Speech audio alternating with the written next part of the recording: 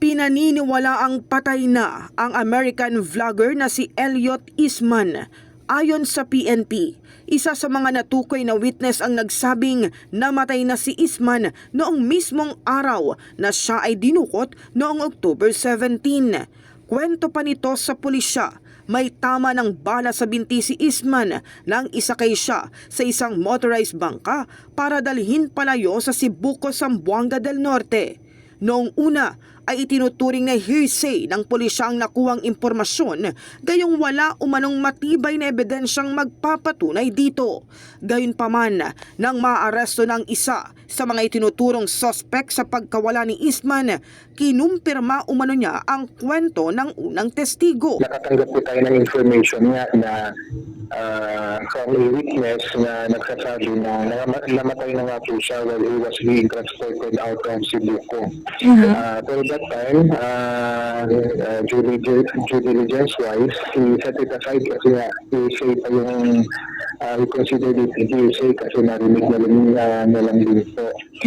But in further investigations and operations, we came about the arrest of one of the suspects.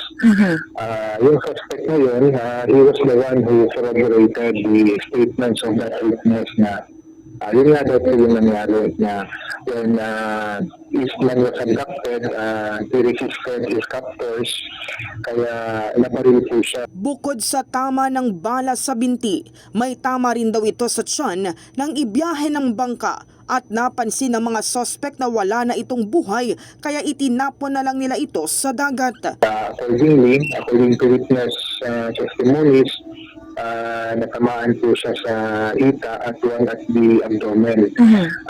Then he was transported through bangka.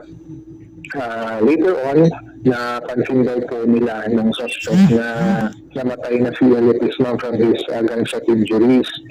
Kaya what they did was to throw him overboard. Tinapon po nila sa dagat yung katawan niya.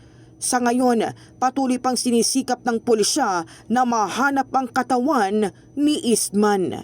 In the heart of changing lives, ito si Brigada Kath Austria ng 105.1 Brigada News sa FM Manila, The Music News Authority.